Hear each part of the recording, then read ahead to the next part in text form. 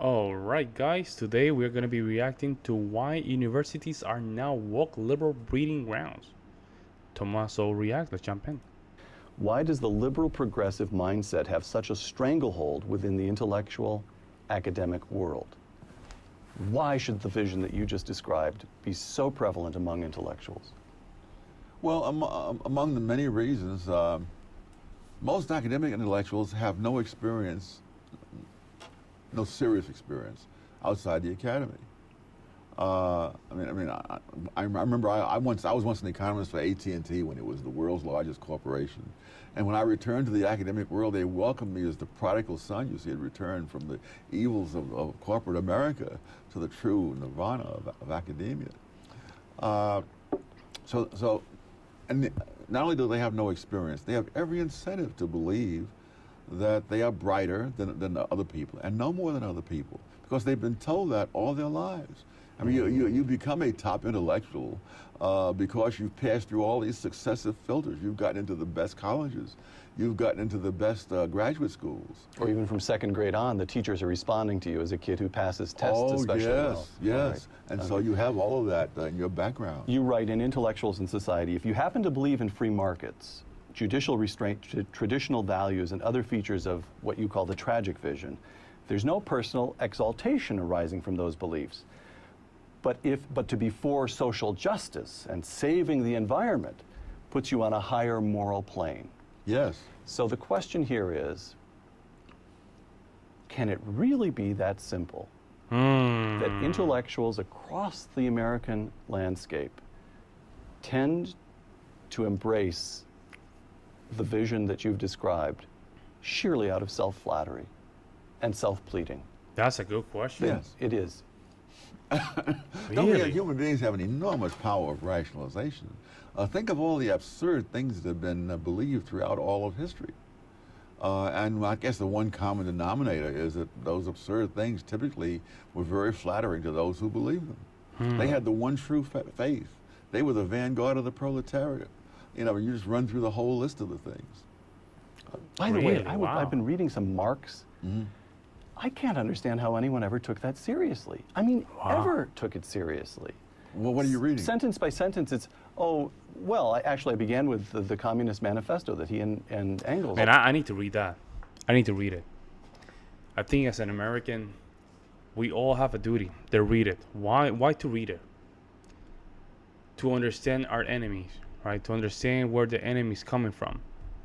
The enemy within, the enemy of the ideas. I'm not saying like a physical enemy. I'm saying the enemy of these ideas. I think every American has a responsibility to read that manifesto and understand it to the point that you can dismantle it, right? And don't be a liberal. Don't just read the manifesto and be a hypocrite. Like, I like communism, but let me just drink my coffee from Starbucks that will probably cost me $12, and then own an iPhone that probably costs like $3,000. You know, like don't be like that person. Read the enemy, and this is what I'm starting to do. I'm reading my enemy. I'm reading all these crazy people to understand where these people are getting these ideas, because they're getting these ideas from somewhere. I'm just saying.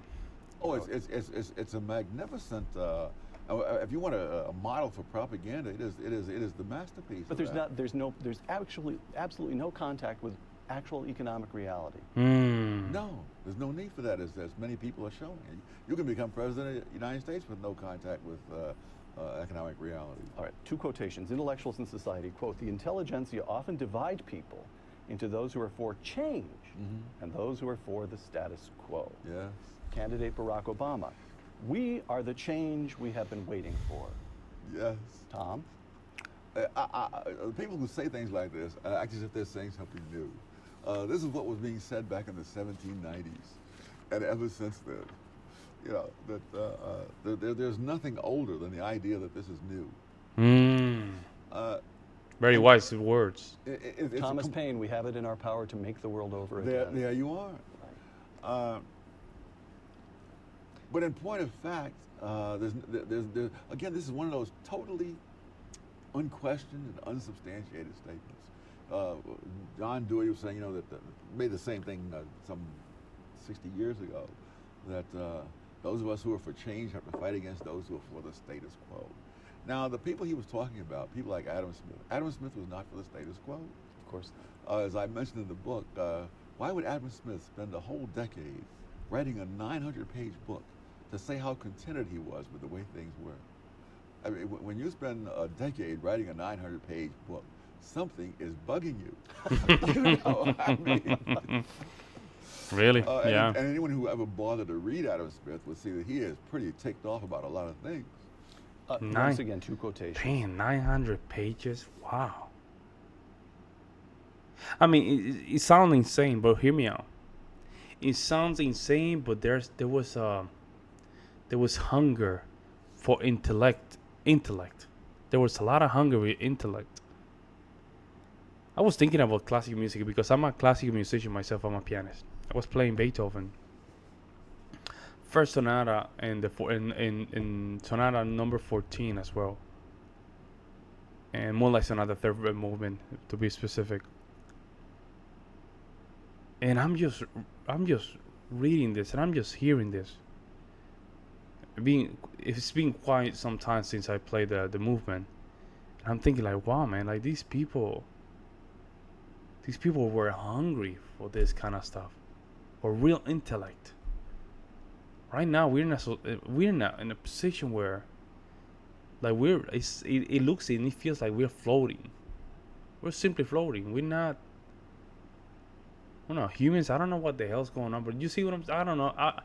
Maybe it's my limitations of the language that is avoiding, or it's not making it easier for me to explain it. But if I can explain it, I'll let you guys know, because what I feel right now, or what I notice, is that inspiration to be better, it's gone. You quote, at a number of points in Intellectuals in Society, you quote Justice Oliver Wendell Holmes. Here's one of them. As Justice Oliver Wendell Holmes said, the word right is one of the most deceptive of pitfalls and a constant solicitation to fallacy. That's quotation one. Here's quotation two. Barack Obama, quote, healthcare should be a right for every American, close quote. Well, there's the fallacy. No, it's the word right. It's amazing. And in one sense, I simply cannot explain it. People say we have a right to affordable housing, decent health care, we have a right to all kinds of stuff. And the question is, where did this right come from? By the way, it is literally the case that I heard on the radio the other day. One of the questions in healthcare is plastic surgery, whether it'll be taxed or. I literally heard someone say that women have a right to Botox treatments. That's crazy. There you are. Just thought I'd mention that for And you. Yes, they were well- saying that the women should have the right to just have tampons as well. Insane. And this is what I'm trying to explain. Like, I think this is also the fault of the American man. I think we became kind of lazy.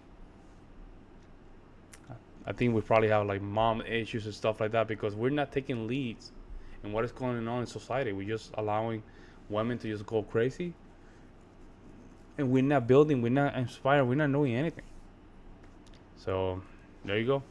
But that's no more arbitrary than all the other things that are called rights. I mean, right now we're going to have this trial of these terrorists in a court of law, which is absolutely unprecedented and absolutely absurd.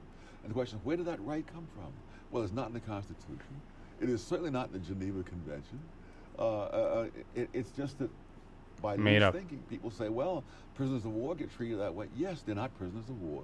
The Geneva Convention said what prisoners of war were. People who adhere to the Geneva Convention get the protections of it.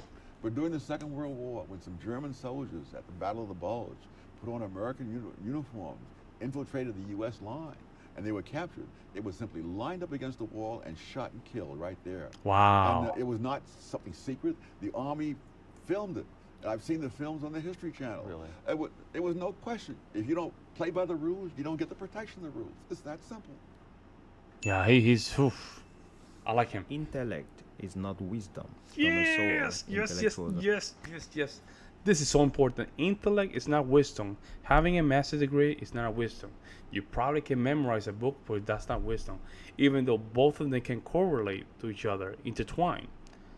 But that is a good quote. Society. I might actually add, wisdom is actually the application of that intellect. As Thomas Sowell often says, it doesn't matter how smart you are unless you stop and think. Probably not on what to think, but on how to think. Because sadly, people have only been taught what to think and not how to think. Let me know. Very good. Very good quote. Very good quote. I mean, it's true. I mean, wisdom comes with that experience, right? And wisdom comes from the person that is have wisdom learn from other people's mistake, which is a hard thing to do, because we always think that it's never gonna happen to us. No, we never gonna go through that. It's never gonna happen to us, but it does. Let me know what you guys think in the comment section below. Like always, guys, I will see you in the next one. I'm out.